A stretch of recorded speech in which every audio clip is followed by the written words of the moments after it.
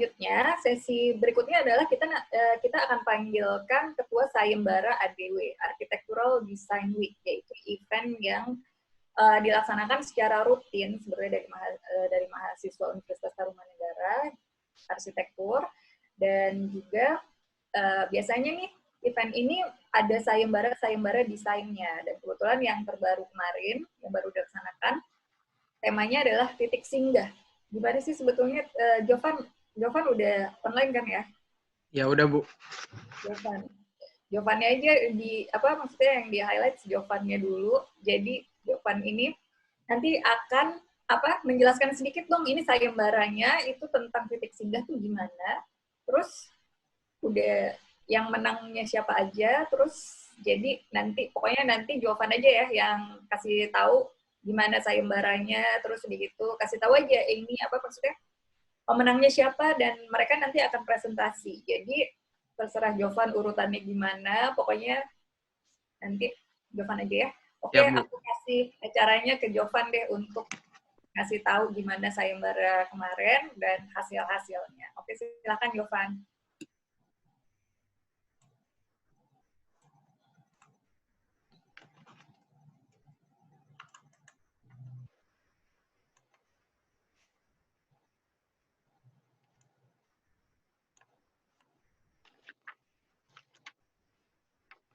Share screen-nya udah belum ya, Bu? Belum muncul tuh. Belum muncul ya? Tunggu sebentar. Ya udah. Udah ya, Bu? Hilang lagi. Hilang lagi.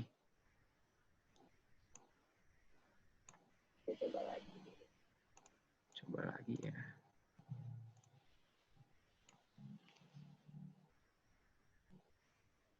Oke. Oke, selamat sore nih untuk para partisipan.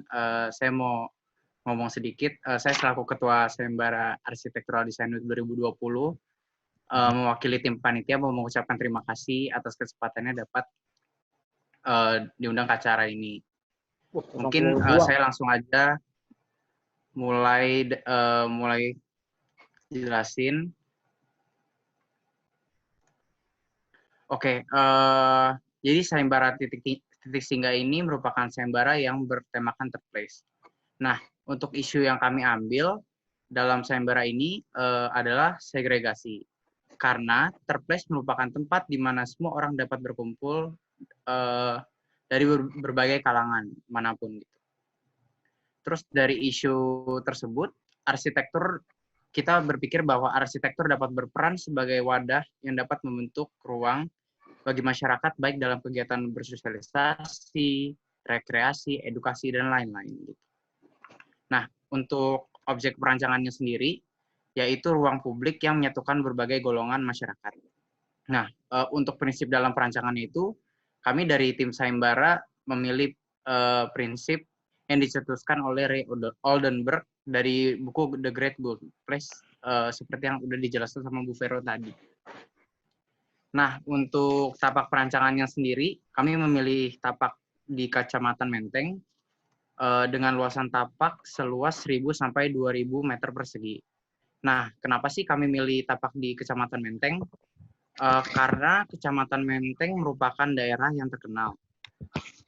Terkenalnya itu karena dihuni oleh banyak kalangan atas. Namun, Kecamatan Menteng ini nggak semuanya itu dihuni oleh kalangan atas, tapi ada dari kalangan menengah ke bawah juga. Nah, maka dari itu kami dari tim panitia memilih kawasan ini karena kami rasa cocok sebagai tapak sayembara ADW 2020 ini yang bertemakan third place. Nah, setelah ini akan dilanjutkan dengan presentasi dari beberapa juara sayembara Architectural Design Week 2020. Nah, ada dari juara 1 Muhammad Nadif dan Nicholas Santoso, juara 2 ada dari Unika Sugija Pranoto, ada Jalu, Ega dan Talita, dan juara 3 ada dari Untar, ada Denyo. Oke, mungkin kita mulai aja dari juara 3 terlebih dahulu. Untuk Idewa Nyoman Arta dari Untar dengan karya layar lebar proklamasi, waktu dan tempat dipersilahkan.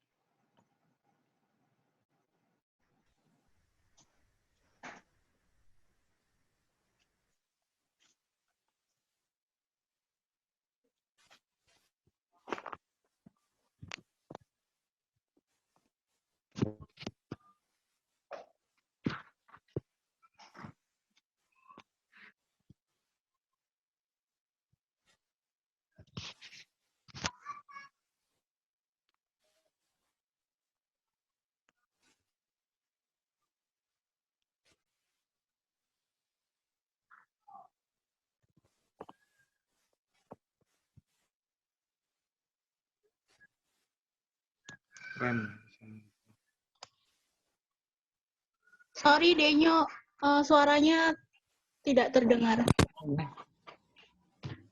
Tidak terdengar.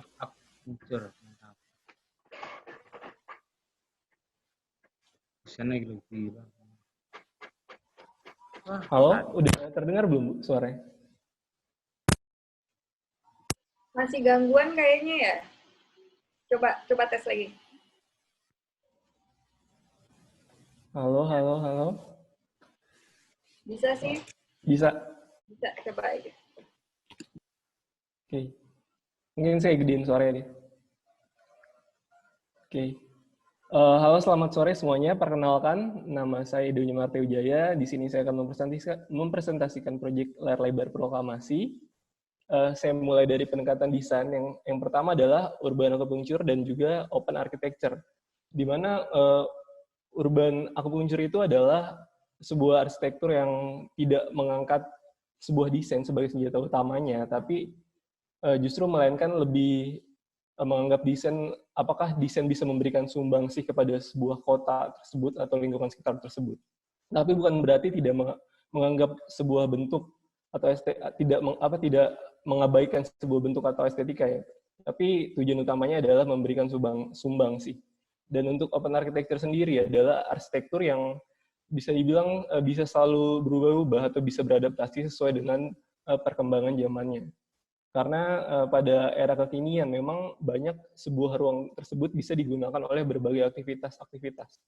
Jadi bisa salah satu contohnya adalah seperti flexible space, itu adalah contoh dari mungkin simple open architecture. Nah, di sini karena latar belakang dari sayembara adalah segregasi di Menteng, sebuah pemilihan tapak itu harus dilakukan dengan tepat. Dan di sini saya mencari ruang publik, ada 5 ruang publik, Taman Menteng, Taman Suropati, Taman Situlembang, Taman Proklamasi, dan Taman Borobudur. Nah, di sini saya mencari Taman Proklamasi sebagai, karena memang di sini terdapat layer yang tumpang tindih yang ternyata sangat banyak. Di sini ada, di bagian bawah ada perumahan menengah ke bawah, di bagian atas ada perumahan menengah ke atas, dan juga di sisi kiri juga ada institusi pendidikan. Dan di sini tapak saya fungsikan sebagai titik temu yang berfungsi untuk menjaga kestabilan kehidupan, karena memang di area sini memiliki layar-layar yang sangat banyak dan kehidupan dengan aktivitas yang bermacam-macam tentu saja dibutuhkan sebuah terplace di tempat ini. Gitu. Dan di sini ke proses gubahan massa di mana set saya sebagai zona antara keramaian jalanan dan juga kesakralan Tugu Proklamasi menggantikan fungsi dari pagar-pagar tinggi yang ternyata membentuk kesan masif.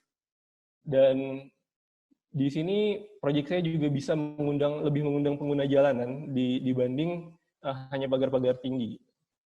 Nah, di sini diawali dengan sebuah volume yang simple, dan ini ada permeability sebagai shortcut menuju ke Taman Proklamasi dengan sequence yang lebih baik dari pintu masuk sebelumnya. Dan ini adalah programming, saya membagi 2 program, ada program fix di area belakang dan program fleksibel di area depan. Di mana program fleksibel tersebut berfungsi untuk menyambut dan sebagai wajah dari layar lebar proklamasi. Pada dari itu dibutuhkan sebuah kefleksibelan. Dan di sini saya menggunakan aksis untuk menentukan orientasi bangunan. Saya melakukan analisa makro dan ternyata saya menggunakan aksis Tugu Monas. Kenapa menggunakan aksis Tugu Monas? Karena memang Tugu Proklamasi dan Tugu Monas memiliki hubungan yang sangat kuat, dan saya ingin mengenang memori tersebut karena memang tidak semua orang mengetahui hubungan tersebut. Gitu. Dan konteks iklim di mana saya berani, karena memang ini tropis, saya berani menggunakan bangunan-bangunan yang lebih transparan. Dan di sini ada penggunaan aksis sebagai ciri dari proyek saya, itu ada aksis mikro dan aksis makro. Nah, dari perspektif ini saya ingin menunjukkan sebuah aksis mikro yang saya gunakan langsung ke tengah Taman Proklamasi. Kenapa saya mengarahkan aksis ke tengah, bukan langsung tepat ke tugunya, tapi karena memang bukan hanya ada tugu yang berdiri tegak, tapi ada juga patung Soekarno-Hatta, ada Tugu Diamond, dan Tugu Naskah Proklamasi. Dan maka dari itu saya menggunakan aksis ke tengah Taman Proklamasi. Dan sini juga menunjukkan inklusivitas dan juga keamanan untuk pengguna jalan dan juga pengguna layar lebar tersebut, sehingga mereka tidak terganggu dengan adanya RAM ini. Nah, di sini saya ingin menjelaskan tentang kenapa saya menggunakan aksis Tugu Monas. Di sini Taman Proklamasi memang cukup jauh jaraknya, tapi saya kira untuk mempertahankan memori tentang kesejarahan memang diperlukan sebuah keberanian gitu. Bagaimana di sini saya mengarahkan aksis ke Tugu Monas 33 derajat dari utara ke barat. Karena memang Tugu Monas awalnya ingin dibacakan sebuah teks proklamasi di sana, tetapi karena memang ada takutnya ada negara Jepang yang saat itu sedang berkuasa, mereka dipindahkan ke rumah Bung Karno yang sekarang menjadi Taman Proklamasi. Nah, di sini adalah Aula Merdeka. Di dalam Aula Merdeka saya ingin menjelaskan penerjemahan dari tanggal kemerdekaan Indonesia, yaitu 17 Agustus, dengan 17 kolom yang berjajar, di mana ada 16 kolom yang baris teratur dengan ukuran yang sama, dan satu kolom yang besar yang bisa dibilang untuk menghadapkan aksis tegas ke Tugu Monas tersebut. Karena ini memang menghadap ke aksis Tugu Monas. Seperti yang tadi sudah saya jelaskan, ini kolom besarnya, dan ini adalah yang mengarah ke aksis Tugu Monas. Dan juga menunjukkan permeability secara visual, bagaimana saya ingin membuat rasa aman kepada pengguna Aula Merdeka, tapi tidak ingin memberikan kesan masif. Maka dari itu saya menggunakan perforated metal sebagai skin. Nah, di sini ada layar lebar proklamasi sebagai program utama saya. Kenapa saya menggunakan layar lebar sebagai program utama? Karena memang ini salah satu program yang netral, bisa dinikmati semua orang, dan bisa digunakan sebagai alat sejarah. Maksudnya adalah karena memang di dekat sini ada museum di Gedung Perintis Kemerdekaan yang sudah tidak diminati lagi. Maka dari itu saya ingin mencari program yang bisa menggantikan foto-foto yang memang sudah berjejer, yang sudah tidak diminati lagi, dan ternyata layar lebar atau film ini memiliki diminati oleh kaum milenial sekarang gitu, karena memang film menggambarkan sejarah pada saat pembentukan film tersebut, menggambarkan kehidupan saat film tersebut dibuat, sehingga cocok menjadi pengganti sejarah. Nah, mungkin itu sekian presentasi dari saya, dan ini adalah kesimpulan dari saya. Turquoise adalah sebuah tempat yang berperan sebagai titik temu semua kalangan pada skala kawasan setelah mereka melakukan rutinitas ataupun melepas penat dari kehidupan kota yang begitu berat. Dan hubungannya dengan open architecture adalah pendekatan open architecture bisa mendukung pembuatan sebuah Turquoise yang baik, dan apalagi jika ditambah dengan sebuah literasi dari buku The Great Good Place buatan Ray Oldenburg. Mungkin terima kasih, sekian presentasi dari saya. Oke, terima kasih Denyo atas presentasinya. Oke, setelah ini ada presentasi dari juara 2 sayembara ADW 2020 kepada Ega, Jalu, dan Talita dari Unika Sugija Pranoto. Waktu dan tempat dipersilakan. Oke, selamat sore semuanya. Di sini kami perwakilan dari Semarang, dari Unika Sugija Pranoto. Sebelumnya kami memperkenalkan diri, saya Jalu, yang kedua ada teman saya. Selamat sore, saya Talita. Dan yang terakhir ada... saya Ega. Oke, untuk presentasinya saya serahkan kepada teman saya yang bernama Ega. Saya persilakan. Oke, langsung terima kasih atas waktunya. Langsung saya share screen aja.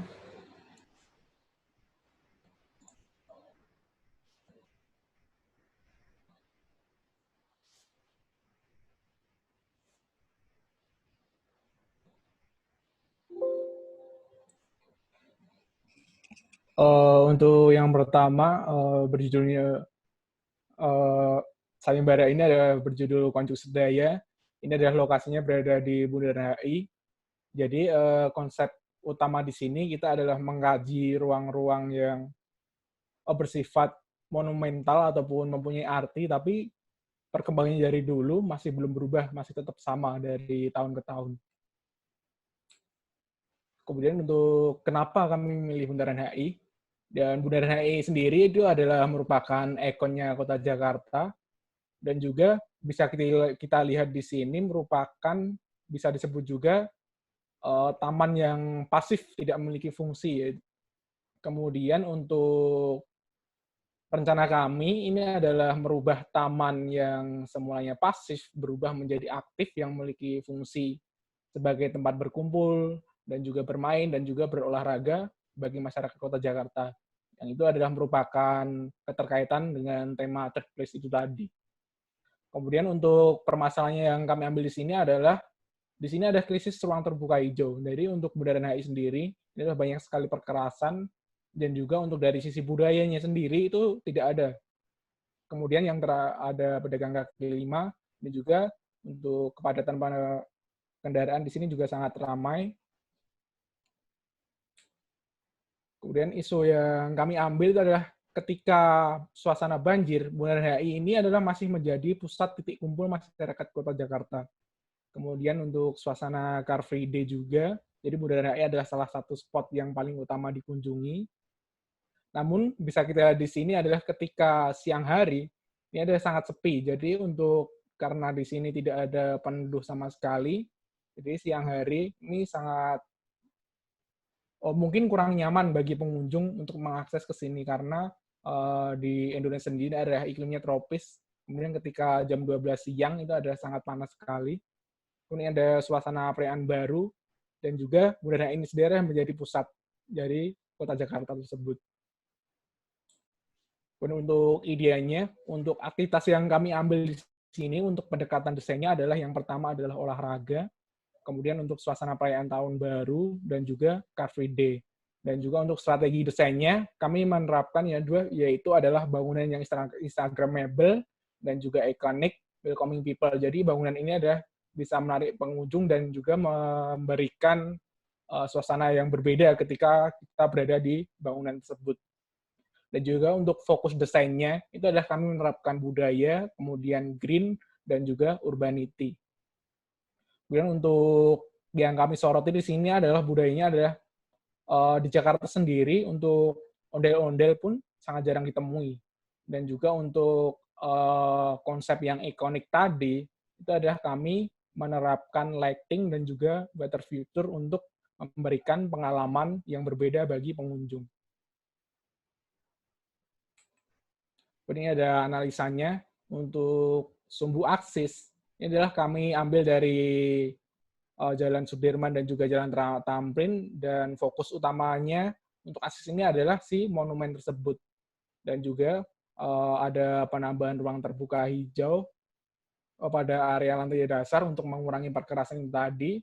Jadi ini adalah untuk membuka pikiran kita bahwa ruang terbuka hijau itu perlu. Jadi kita sebisa mungkin air itu diresapkan ke dalam tanah, meskipun dampaknya sangat sedikit. Ini ada untuk aksesnya sendiri, untuk akses utamanya, rencana kita dari trotoar yang berada di tengah jalan ini. Kemudian untuk akses yang tidak relevan ini adalah ketika kita menyeberang langsung dari trotoar sini menuju ke setnya. Jadi ini karena kendaraan yang sangat padat, jadi untuk tidak memungkinkan untuk akses dari sini. Kemudian ada proses pencarian bentuk kami. Untuk setnya sendiri itu ada dibangun di 2.000 meter persegi untuk dimanfaatkan sebagai taman aktif itu tadi, yang memiliki fungsi edukasi, hiburan, olahraga, dan resapan. Kemudian ada masa dipul ke atas untuk mewadai yang fungsi tadi untuk edukasi, hiburan, olahraga, dan resapan. Kemudian untuk masanya sendiri ini harus dibelah menjadi dua bagian untuk sayap kiri dan kanan, untuk maksimalkan sumbu akses ini dari Jalan Tamrin dan juga Sudirman tadi. Untuk pembagian zonanya, untuk lantai dasar yang berada di kiri ini adalah zona untuk olahraga, kemudian yang berada di lantai 1 dan 2 itu adalah zona edukasi, kemudian yang berada di kanan untuk lantai 1 dan 2 ini adalah street food. Jadi untuk zona olahraganya kita terapkan untuk lantai dasar. Jadi sebisa mungkin memaksimalkan aktivitas olahraga itu yang berada di bawah. Dan ini adalah masa yang kami panggung untuk menghasilkan peresapan dan juga aktivitas olahraga tadi. Jadi untuk sisi olahraganya itu tidak terganggu oleh bangunan dan juga fungsi-fungsi yang kami kelompokkan, kategorikan yang edukasi dan juga street food itu tadi. Kemudian ada green roof, ini ada sebagai fasilitas pendukung dan juga tempat untuk berkumpul ketika hari-hari perayaan besar. Jadi ketika kita berada di sana, ketika hari-hari perayaan, kita menikmati kembang api tidak hanya berada di jalan-jalan saja, tapi kita bisa menaiki untuk si roof garden ini dengan adanya penambahan sisi lighting dan juga water feature itu tadi. Kemudian ada analisanya, soal analisisnya. Jadi untuk area yang terkena paparan sinar matahari, ini adalah kami respon dengan menggunakan sun shading. Untuk analisa pembayangannya, ketika pada jam 2, ini adalah bangunan ini masih aman karena terhalang oleh bangunan sekitarnya. Dan juga untuk aktivitas olahraga itu tadi masih bisa digunakan mungkin waktu siang hari dan juga sore hari, karena lokasinya berada di lantai dasar dan juga di atasnya ada bangunan, itu sangat memungkinkan kita bisa berolahraga kapan saja, tanpa harus takut panas dan juga takut kulit hitam gitu. Kemudian ini ada set plan-nya. Untuk yang area F, ini adalah untuk jogging track-nya itu tadi. Jadi rotasinya berputar ini, tanpa ada halangan apapun. Terus untuk area A, ini adalah untuk area gym treatment. Kemudian untuk restroom-nya, kami bagi menjadi 2, sayap kanan dan juga sayap kiri. Kemudian yang area ini dan juga ini adalah tempat untuk plaza. Jadi area ini mungkin bisa digunakan untuk ketika suatu komunitas musik ataupun yang lain bisa menggunakan tempat ini. Kemudian ada yang zona edukasi, ini ada berada di ini lantai 1. Kemudian kami di sini membuat ruangan ini sangat fleksibel, jadi tidak hanya memiliki satu fungsi saja. Jadi mungkin ketika ruangan ini digunakan untuk pameran ataupun ruang untuk latihan suatu komunitas, ini masih digunakan, asal manajemen penjadwalannya itu jelas. Jadi tidak, bangunan ini tidak, fungsi utamanya itu harus ini, tapi kami menekankan pada fleksibilitasnya itu sendiri. Dan juga untuk yang area kanan, ini adalah zona street food-nya, berada di lantai 1, dan juga ada penambahan taman. Kemudian untuk ini ada roof garden-nya tadi, jadi untuk akses roof garden ini tidak hanya berada dari sini, kemudian akses ini dan juga ini bisa kita akses dari denah lantai 1 dan juga lantai 2. Kemudian untuk yang lantai 1 bisa kita akses dari sini, untuk yang area 2 bisa kita akses dari sini. Kemudian untuk tampak proporsinya, kami sebisa mungkin bangunan ini tidak mengalahkan sisi monumental dari si patung ini. Jadi kami buat simetris juga. Biasanya bangunan yang monumental itu akan sangat idealnya jika kita menggunakan bangunan-bangunan yang sangat simetris. Ini ada yang kami maksud water feature itu tadi, dan juga penambahan lighting. Jadi ini ada dari sisi Instagramable-nya. Jadi mungkin orang akan tertarik akan ke sini. Mungkin ini adalah memberikan suatu konsep baru juga. Jadi untuk instalasi sekarang sangat penting, jadi tidak hanya bangunan fisik saja. Kemudian ada suasana perayaan tahun baru itu. Kemudian untuk orang-orang itu pun bisa, yang saya sebutkan tadi, dia bisa menikmati untuk pertunjukan lampu dan juga air mancurnya dan juga kembang api. Dia tidak hanya berada di jalan saja, tapi mereka bisa menikmati dari bangunan ini. Kemudian ada gym treatment-nya. Gym treatment-nya ini adalah gratis, jadi untuk setiap pengunjung dapat mengakses ini gratis. Jadi masyarakat pun tidak perlu takut, hanya orang kaya saja ataupun orang golongan tertentu saja yang bisa mengakses ini, tapi semua bisa menggunakan fasilitas ini. Dan juga ini ada suasana ruang pamerannya. Untuk dari sisi budayanya sendiri, kayak ini akan menjadi memori bahwa kita tuh harus melek akan budaya sendiri. Gitu. Dan juga ini untuk hall-nya. Untuk hall-nya sendiri ada yang kami sebutkan ada fleksibel tadi. Jadi ruang ini bisa dimanfaatkan ketika ada acara ataupun suatu komunitas bisa menggunakan ruang ini. Dan juga ini ada suasana ruang pertunjukan atau bisa kita sebut juga amphitheater begitu. Kemudian ada ruang pejaserannya. Terus ini ada ruang toilet difabelnya. untuk toilet difabel ini juga sangat penting karena kebanyakan untuk area wisata ataupun bangunan-bangunan yang bersifatnya umum, mereka selalu lupa bagaimana sih pentingnya untuk fasilitasi kaum difabel tersebut. Kemudian ini ada suasana jogging track-nya. Untuk jogging track-nya ini tadi, kita bisa gunakan kapan saja tadi karena untuk rotasi area jogging track-nya, ini berada di bawah bangunan itu sendiri. Jadi untuk dari sisi paparan sinar matahari, ini sangat minimal sekali.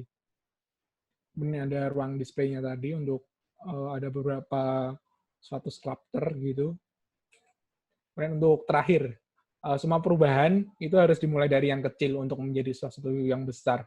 Jadi kalau bukan kita, siapa lagi yang akan merubah wajah kota ini?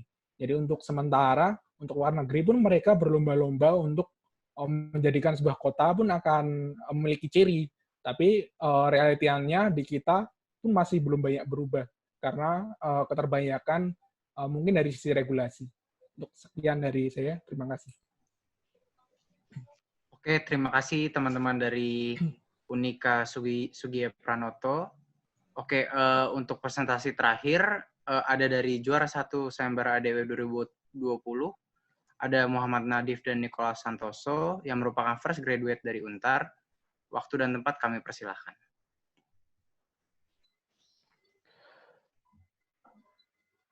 Halo, kedengaran ya suaranya? Halo. Iya, kedengaran. Ya. Selamat sore teman-teman, Bapak dan Ibu, serta teman-teman panitia. Perkenalkan, saya Nicholas dan teman saya. Saya Muhammad Nadif. Ya, kami berdua ingin menceritakan proses desain Cikini Green Point. Boleh di next? Iya, pada dasarnya third place yang kami desain itu, atau kami ingin membagikan bahwa harus ada poin-poin penting seperti inklusif, permeability, serta playful. Artinya ruang terbuka ini harus bisa diakses oleh siapa saja tanpa terikat apapun. Gitu. Dari strata ekonomi, dari politik, semua harus bebas. Kemudian ruangan yang diciptakan di third place ini harus playful, artinya orang-orang bisa bermain dan terhibur di sana. Next. Lantas bagaimana dengan pendekatan kami terhadap proses desainnya? Next. Pertama-tama kita harus mengidentifikasi urban konteksnya. Next. Ya, kalau dari diagram, kita harus, dari sini saya mencoba menzoningkan gitu. Ada yang perkampungan, ada daerah komersil, terus ada perumahan menteng yang cukup elit. Lalu di sekitar ini ada taman-taman penting seperti Taman Menteng, Taman Suropati, Monumen Proklamasi.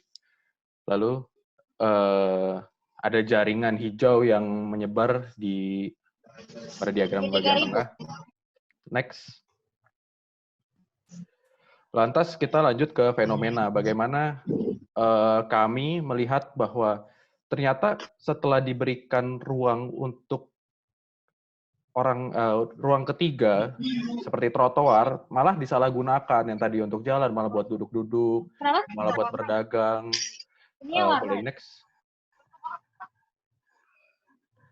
Lantas secara pendekatan di site-nya juga kalau kita lihat memang berantakan karena mereka dagang ya tidak pernah mikirin untuk lingkungannya kan, karena kalau kita lihat coba dari foto ya yang sebelah kiri berantakan kalau ada order, kalau yang kanan ya jualan sekedar jualan tapi yang nggak rapih gitu lingkungannya. Next.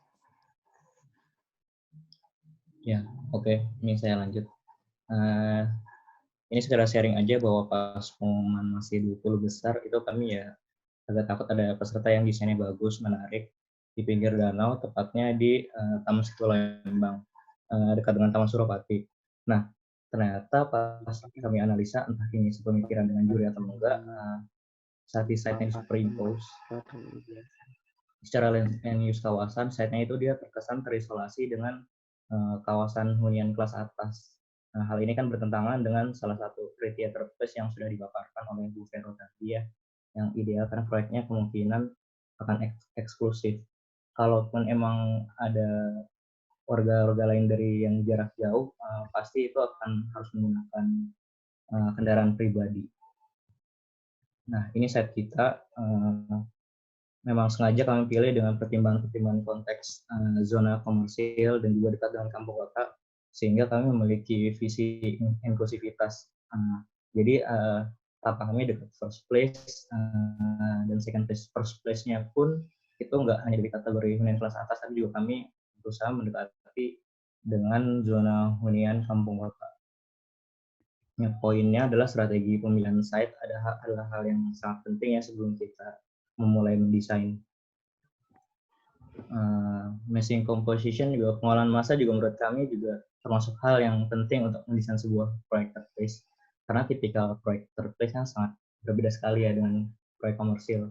Biasanya kan proyek komersil itu mencari sebanyak-banyaknya keuntungan KDB.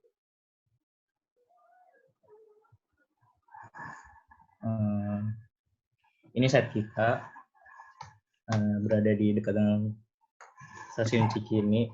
Zona hunian kampung kotanya berada di sebelah timur, zona komersial berada di sebelah utara. Hal yang pertama kali kami biasa lakukan adalah mengextend pedestrian flow-nya, sehingga menciptakan welcoming spaces dan menciptakan permeabilitas. Jadi tapak kita tuh terintegrasi dengan surrounding urban fabric-nya.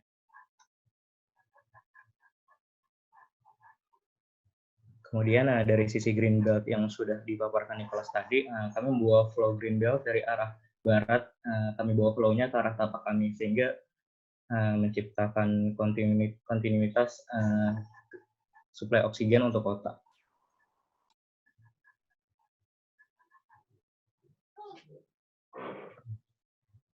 Ini juga yang sudah dijelaskan Nicholas tadi, bahwa site konteks kami memiliki ada beberapa floor market yang kita injek ke dalam tapak kita, sehingga kami juga proyeknya mengembangkan potensi ekonomi kawasan sekitar. Ini gubahan finalnya. Kami juga mendesain atap tidak hanya sebagai atap saja, juga sekaligus sebagai tektonika bangunannya juga, dan juga sebagai penangkap air hujan, biar bisa digunakan untuk bangunannya juga.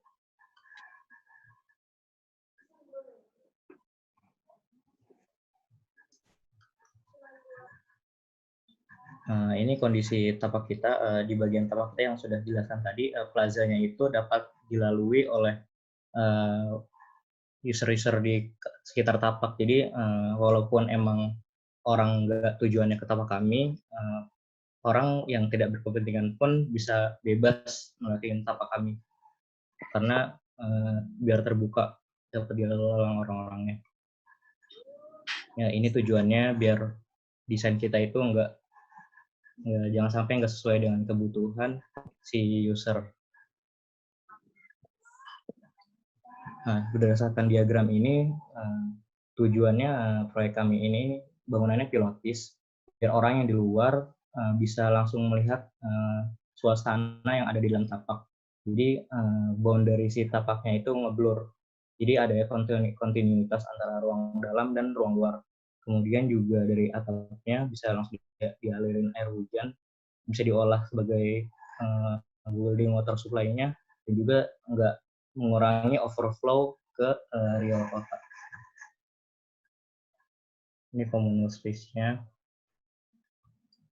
Nah, ini juga kami di sini mau nunjukin hidupnya suasana tapak kami inklusif, jadi nggak hanya satu kalangan saja.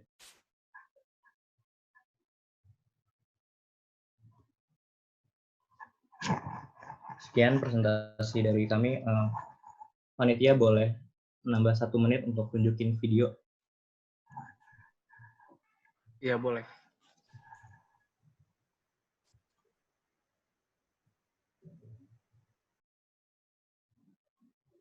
Welcoming spaces and continuity green spaces to expand garden city of Mendoza. This is Cikini Green.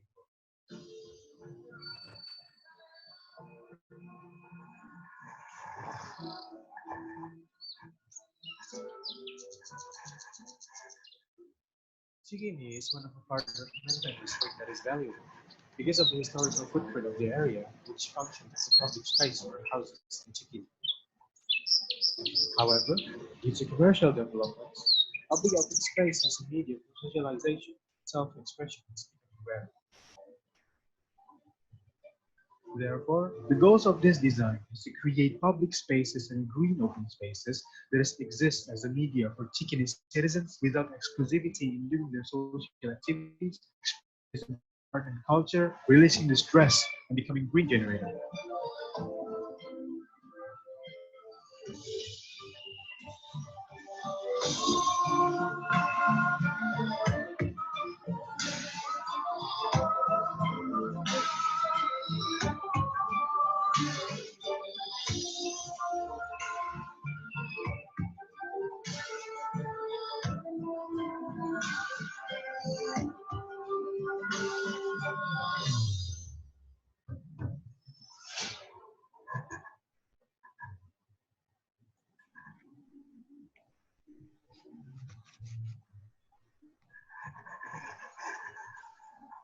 Oke, terima kasih atas presentasinya Nicholas dan Nadif. Mungkin sekian dari Sayembara Arsitektural Desain 2020. Saya kembalikan saja ke Ibu Moderator.